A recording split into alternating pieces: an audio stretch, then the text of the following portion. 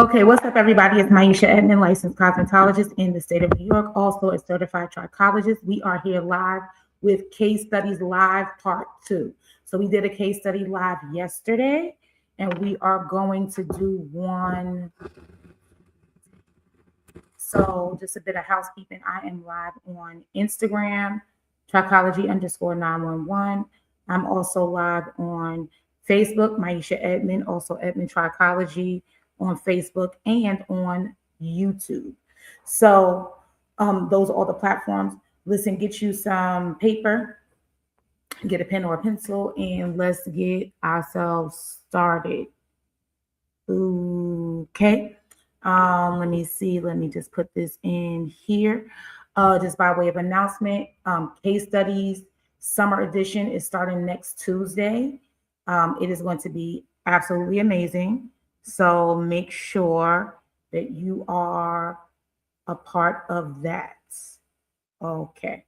All right. So if you want to join me, the link is in my bio. No, it's in the comments over here. Is also on Instagram.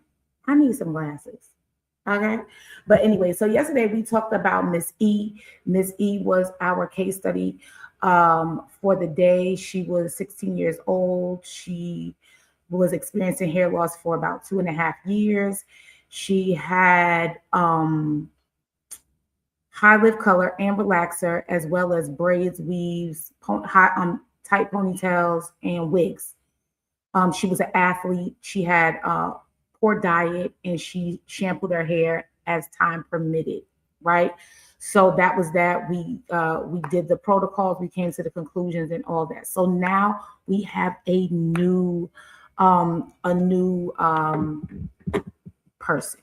Right. So let me just pull up my little stuff here. Let me know if you were on yesterday. Was it helpful? Did you have any questions? Different stuff like that while I pull this together. Let's see. 7.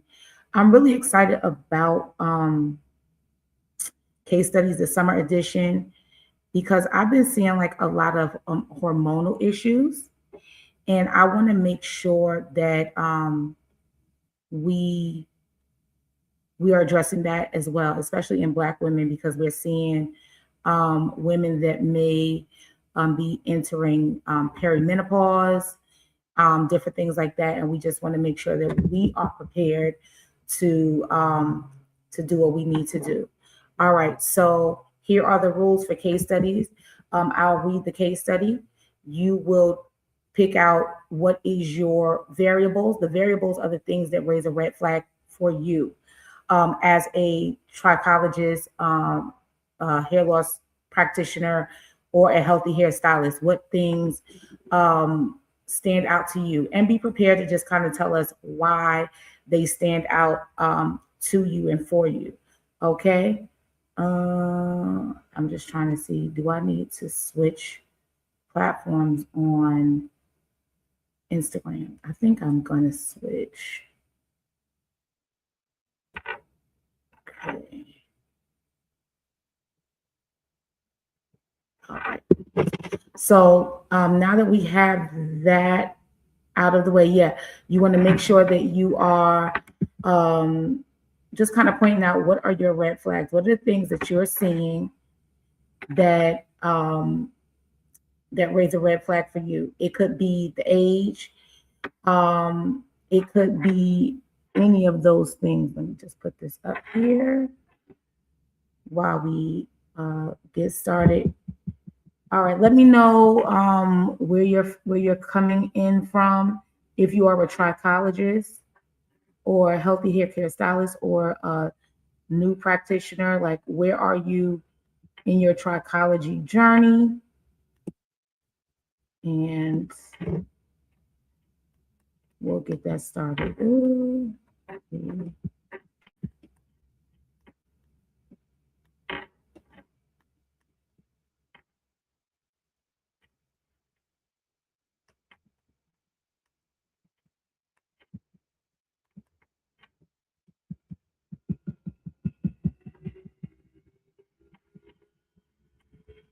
Okay, All right, so we are about to get started with our second case study.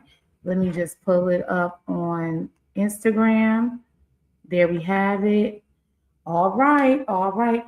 Are you watching from YouTube, Facebook, Instagram? Let me know. Let me go live here.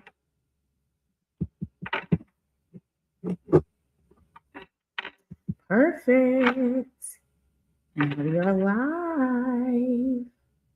All right, here's the case study. So we're live on Edmond Trichology on Instagram. Okay, so let's look at this case study for today. Our case study is Miss T. Miss T is a 49-year-old woman. She has had hair loss for the past 2 years. She is a mother of 3 under the age of 12. No wigs or weaves after wearing them for 25 years. So she wore wigs and weaves for 25 years. Now she doesn't wear any.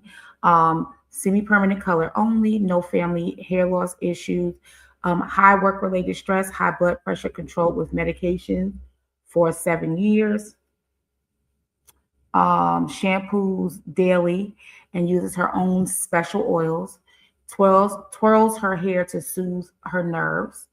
And then in our trichological exam, she's a Ludwig scale type 2, patchy hair loss, smooth areas, dry, breaking hair, and a negative pole test. All right. So these are all the things. Let me know what are some variables that stand out to you concerning Miss T. And you can put them in the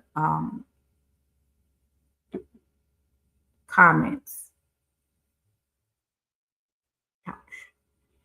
Yep, you could put them in the comments and we will go from there. Let me see. So let's look at this. Okay, so this compared to yesterday, this case has like more diagnostic tension because she has a Ludwig type 2 thinning. So that's really important is smooth patchy areas, dry breaking hair, negative pull test, a long styling history. She has stress, hypertension, medication, and a behavior pattern of twirling the hair to soothe her nerves. So this is not like a single lane case. We would have to treat this as a multi-pattern hair loss case until it's proven otherwise, right? So, like I always say, I've never seen someone with one type of hair loss. I've never seen someone with one type of hair loss. I always see 2 or more. Excuse me. So if somebody has CCCA, I notice usually that they have traction alopecia or telogen effluvium with that, right? So, I mean, different things, but I've always seen that it's like multi-pattern hair loss. Okay. So, the red flags that we have to extract or the variables are going to be first of all, she's 49 years old, right? At 49 years old, immediately you want to consider perimenopause, hormonal shifts, thyroid changes, iron or ferritin status. Again, you want to look at vitamin D, you want to look at the stress load, medication history, female pattern hair loss, right? Because this age range, it often reveals internal changes that may have been building quietly. So when you think about a 49-year-old woman and looking at her case right in front of you, you have to think about all of those things. So she's also, one of the variables is that she's also had hair loss for 2 years. So again, it's not chronic. Like yesterday, it's not chronic. I mean, it's chronic, it's not acute, right? So a 2-year timeline means that we need to know whether the hair loss started suddenly back then or gradually after like a stressful event. And so after stopping her wigs and weaves, after the medication change, after childbirth, or during hormonal transition. So we need to look at that. Also, another red flag or variable for me would be that she's a mother of 3 under the age of 12. So this tells me that her nervous system may be under load, right? High caregiving demand plus work stress. It says she had high work stress. It can contribute to poor sleep, right? Cortisol, dysregulation, inconsistent nutrition, right? Also, she has a compulsive hair manipulation. Remember, she was like twisting her hair. Then let's look at the fact that she has high work-related stress, right? So stress alone is not always the cause, but in this case, it matters because she also twirls her hair to soothe her nerves, right? And that connects with emotional regulation, um, and then transfers to mechanical trauma, right?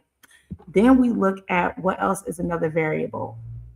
It is high blood pressure control with medication for 7 years. So this is the medical variable, right? And I would want to know the exact medication, right? Some blood pressure medications may have like have associated have shedding associated with it, right? And so you have to look at that, right, in certain clients, but we don't assume, right? So we want to document, we want to refer back to the prescribing provider, or you already know as a trichologist, you can look and see what are some of the side effects of the medication that your client may be on, right? And then you want to look for timing, right? Did the hair loss begin before or after the medication change, right? Or did the dosage increase, or was it a new medication or a new prescription, right?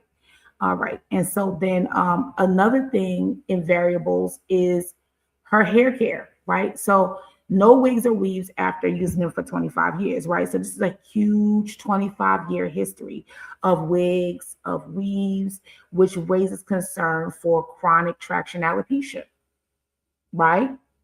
So, especially around like the hairline, the temples, the crown, anchor points, right? If you have like combs or areas where there's like clips, glue, thread, or tension, where it's like repeated tension, like you're getting the same braid downs, you're getting like your combs, you like your combs in a certain space, and then you see thinning in those areas, right?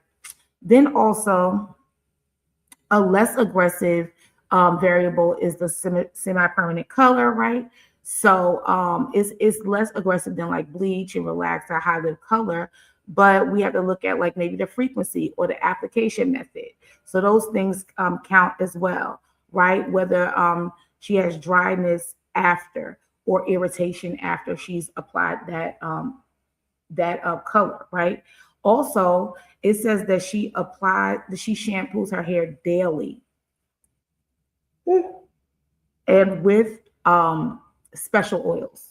Special oils, right? So daily shampoo is not automatically bad, but in a dry and breaking hair case, it may be too stripping depending on the cleanser, right? And then the special oils, right? That's a red flag because we need to know the ingredients. Like, especially as a trichologist, you know, like that you have seen people who say, well, I make my own oils. I make my own this, I make my own that, right?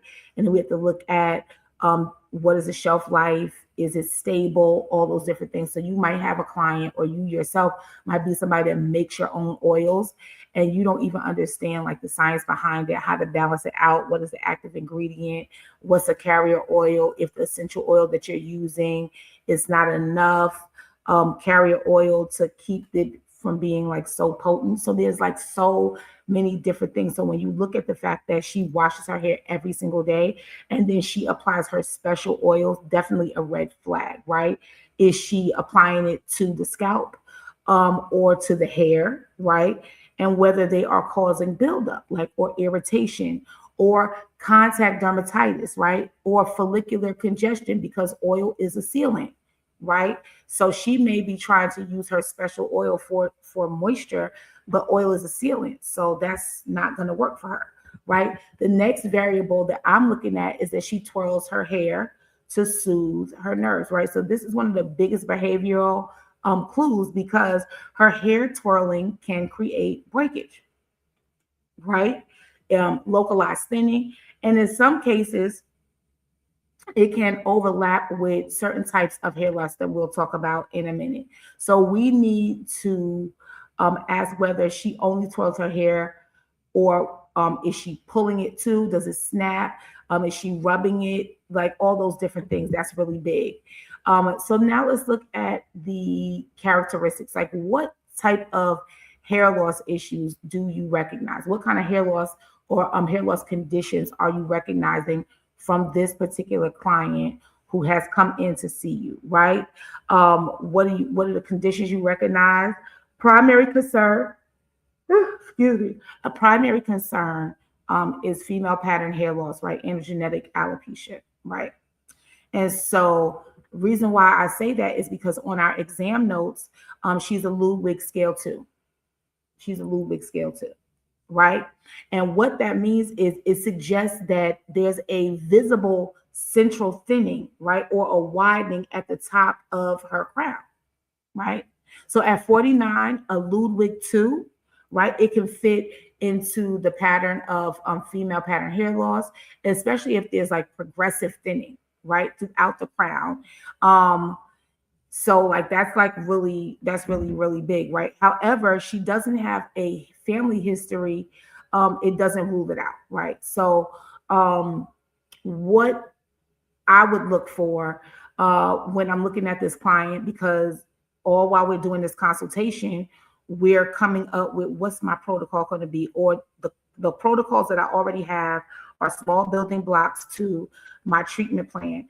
So is my protocol for androgenetic alopecia, is that going to be something that's going to work well for this client, right? So we're looking for, excuse me, we're looking for miniaturized hairs. We're looking for widened parts. We're looking for decreased central density. So like in here, like, is it like thinner? Variation in hair shaft diameter. And you might say, okay, well, how do I do that? Well, I think like most folks, you can take the picture and start to measure the diameter of the hair. And so you get to see like, is one like very thin? Is one like wider? Like, those different things. Normal looking scalp with gradual thinning. I'm looking at that. And then I'm looking at shorter, finer hairs in the crown, right? That's also a big thing. The next thing, my second concern, is alopecia areata, right? Or smooth, patchy hair loss, right? In that case, basically, patchy hair loss in smooth areas, that makes me pause, right? Because smooth, patchy areas may indicate alopecia areata. Okay, so now we're on two things. We have possible androgenetic alopecia, and now we're looking at is possible alopecia areata, right? But they can also be seen in advanced, the smooth areas can be seen in advanced traction alopecia, right? Or CCCA, right? Or a scarring alopecia. So the critical question is whether follicular openings are present, right? That's the question. When you look under the scope, does it look smooth, or are there like follicular opens, right? Are they present? So what I would look for if I'm thinking about, okay, it could be alopecia areata, I'm looking for round or oval patches. I'm looking for exclamation point hairs. You remember this from school, right? I'm looking for yellow or black dots under the magnification. I'm looking for sudden onset patches, possibly even nail pitting. And then if there is a personal or family autoimmune history, right? Follicular openings, they need to be still visible. So I'm looking to see if that's possible. If the smooth areas are shiny, right, slick, tender, if they're scar-like, or if they're missing follicular openings, those things are important. And then I would definitely refer to a dermatologist in those areas as well, because we are not doctors. The third concern that I'm looking at is chronic traction alopecia. Chronic traction alopecia, right? So the 25-year wig and weave wearing history, it raises this. So if the patches are smooth areas and they're located like near the hairline or the temple or the sides or the nape or areas where extensions were anchored, traction becomes like a stronger possibility, right? So I'm looking at a fringe sign, right? I'm looking at broken hairs at the margin. I'm looking at thinning around the perimeter. I'm looking at loss where the combs and the clips were, like I said in the beginning, right? I'm looking at a follicular dropout, like in chronic areas, because the history of like soreness with styles, that's going to be a big thing too. I don't see any questions. I'm going to keep going. The fourth concern for me would be trichotillomania, or like trichotillomania for sure. Like, because when she twirls her hair to calm down her nerves, right? You remember that even in cosmetology school, not cosmetology school, in trichology training, right? So they're twisting their hair to calm their nerves, because what she's trying to do is she's trying to stop whatever else. So her nerves. Okay, let me twist my hair, right? So I would ask very carefully about pulling. Like, hey, are you just twisting it? Or do you find that you see the hair coming out at the root? Like, it's like more like pulling. Or is it like snapping? Is it rubbing? Like, what are you doing, right? And this may create irregular patchy hair loss, right? And so the hair is broken at different lengths for sure, right? So what I'm looking for is irregular shaped patches, right? Because I might think, oh, this is part of areata, but it's in the back and she done pulled the hair out, right? So that's really big, right? No clear pattern, right? More damage on the dominant hand side. So if she's left-handed, you might see more damage on the left-hand side. Same thing for right hand, right? Client reports, I don't even realize I'm doing it, right? They say, I don't realize I'm doing it, right? And so also we're looking at increased behavior during stress, right? During work, driving, watching TV, or even bedtime. And so this is where we must be compassionate when we're looking at helping clients like this, right? We don't shame the behavior. We just have to identify the pattern and create like a replacement thing, right? Our fifth concern is just hair shaft breakage, not just, but yeah, because the exam note says that it's dry and breaking hair. So this may be caused by daily shampooing, manipulation, twirling, old traction damage, improper oils. Remember, she makes her own oils. We got heat, we got insufficient conditioning, all these different things. And so that's going to be really big. Now, let's get down real quick. When it says that the case said that she had a negative pull test, right? So that supports the idea that she may not be actively shedding right now, right? But some of what she calls hair loss may be breakage, right? Because she's pulling on that hair. So she has like a lot of different things going on, right? So what the negative pull test tells us is that we're not seeing that active shedding, like I said, during the exam, right? So that lowers the suspicion of active telogen effluvium at that exact moment, but it doesn't rule it out all the way, right? We have female pattern hair loss that we're seeing, yes. We have alopecia areata, that's 2. Traction alopecia, that's 3. CCCA, that's 4. Trichotillomania, that's 5. Nutrition deficiencies, that's 6. Medication or medical drug-induced alopecia or medication-associated shedding, that's 7. And then chronic breakage, that's 8. Imagine how many people that you see that come in and they have so many things compiled, right? That you just need to get through all of that to get to something that you can make manageable. And that's the importance of having a really good consultation as well, right? Because this client has 8 possible things that's going on. 8, not just the one thing that she sees, or not just the 2 things, but 8 different things. Excuse me. So I would document like this way. I would say no active shedding of observed today, but chronic pattern thinning, right? Patchy hair loss, smooth areas, and shaft breakage are present. So next thing I would ask and why. I would ask where exactly the smooth patches are located, right? So I want to look in that because this helps to separate alopecia areata, traction alopecia, and then behavior related hair loss, right? The next thing I'm asking is, did the hair loss start before or after wearing weaves and wigs, right? Because this connects the timeline to the traction history, right? Because we have to look at different histories. Remember, she got 8 things going on. The next thing I would ask is, when she twirls, does she also pull, snap, break, or remove the hairs, right? Now, this screens for compulsive manipulation or trichotillomania, trichot, trichotillomania, right? The next thing is, does she notice more hair loss during stressful seasons? She has this job, she's experiencing great stress. The reason why we want to know this is because this connects the nervous system to the hair behavior and potential shedding cycles. So we know that she's been working at this job for 20 years, and every spring, this is their booked and busy season, and she loses more hair at this time, then that's going to be something that we want to pay attention to, right? The next thing I would ask is, what blood pressure medication is she taking?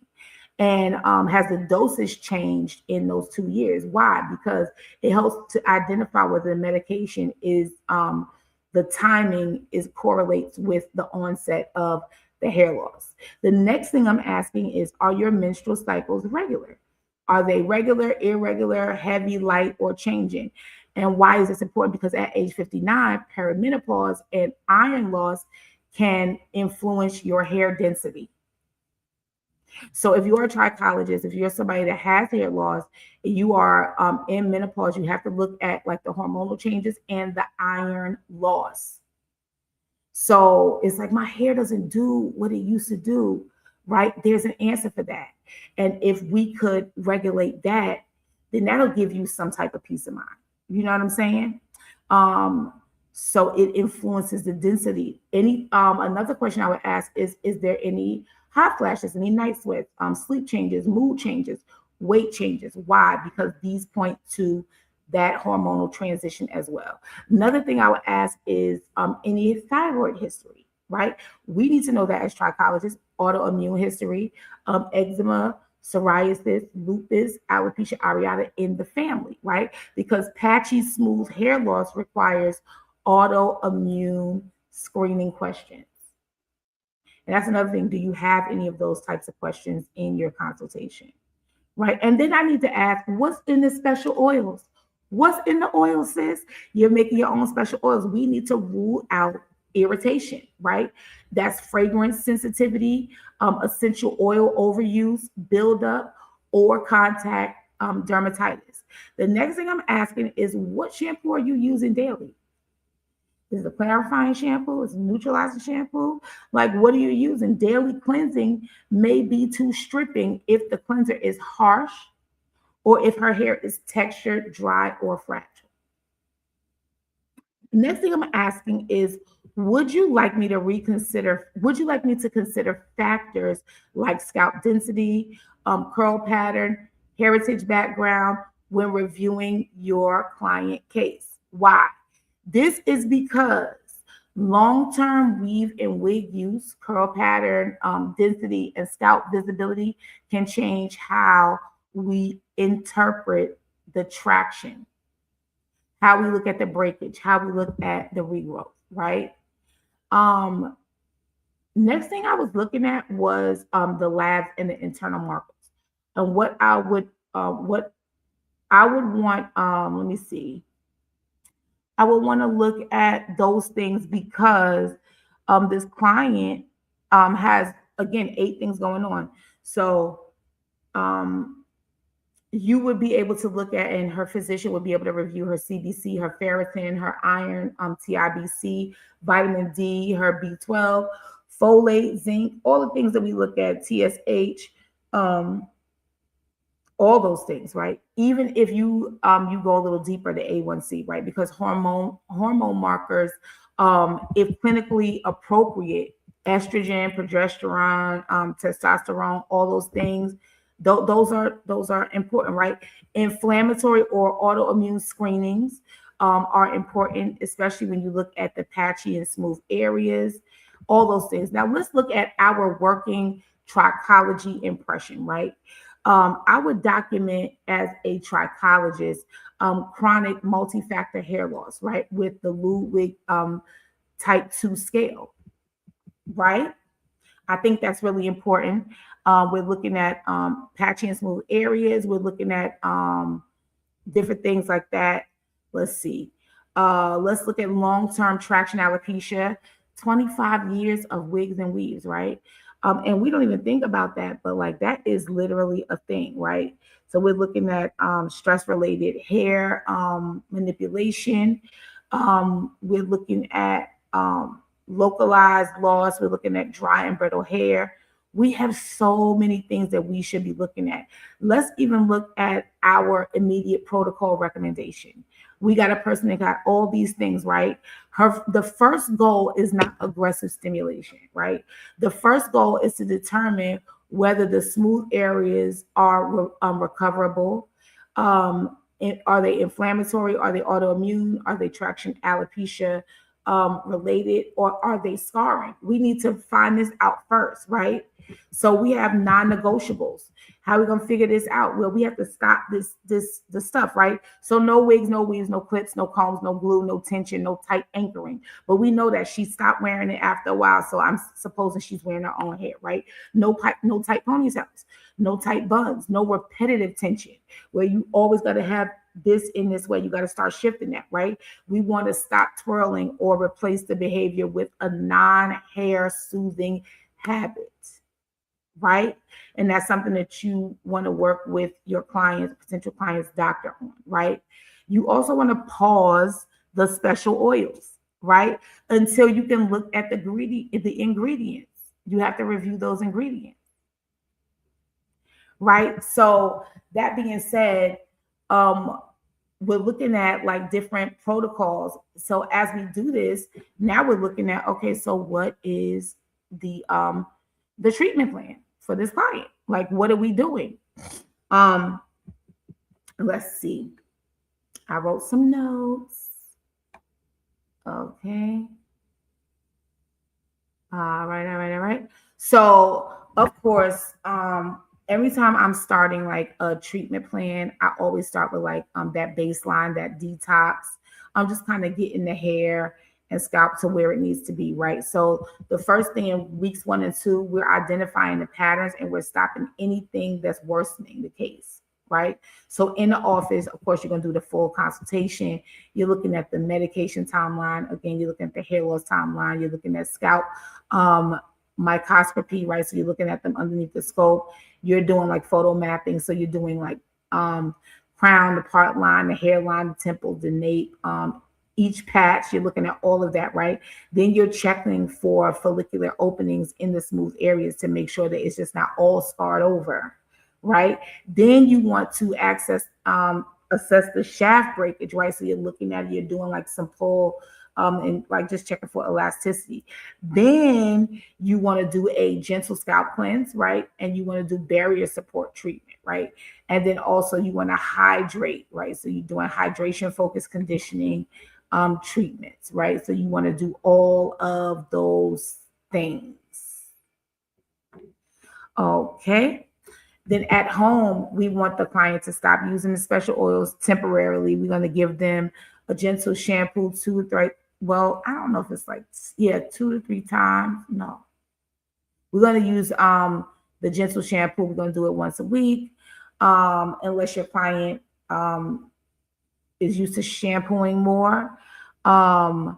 But we're looking at the daily is drying it out. So unless your client's scalp condition requires otherwise, you want to kind of like not be washing every single day. You want to break that down, right? You want to use a moisturizing conditioner. You want to use a leave-in conditioner on the hair shaft. No twirling, no pulling. I know it's a lot. Like, how can I control that? You really can't, but you're giving the client these recommendations. Okay.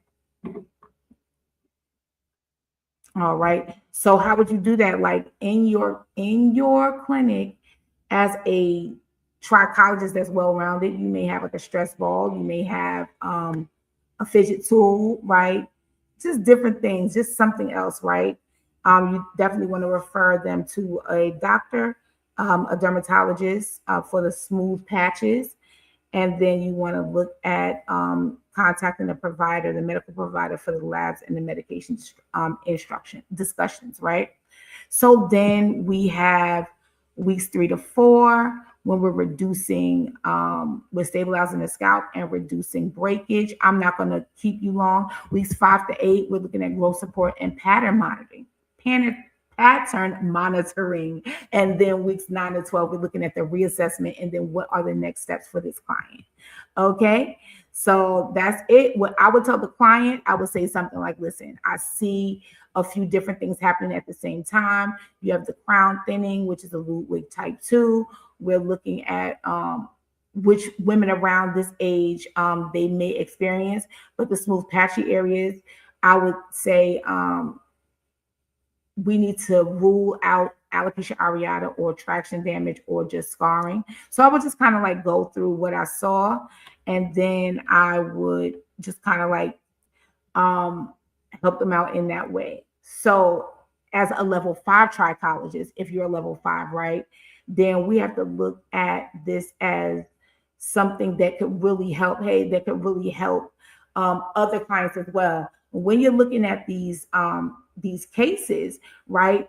You looking at the cases and writing down the way you need to write down and just being really thorough is going to help you to come up with several different protocols. And so you want that. You want to make sure that you're coming up with a good protocol. All right. I think I wasted your time long enough. Thank you so much for joining me. Have a great day today. Happy hair growing. Also, make sure that you click on the link. Join me for case studies. It's 2 weeks. It starts next week. 4 case studies. And I'm literally going to show you how to come up with your own protocols, your treatment plans, and really just kind of break down what you need to do in your clinic as far as even charging, making the right money and all that. All right. Have a great day. Okay, that's it for you and you. All right, bye.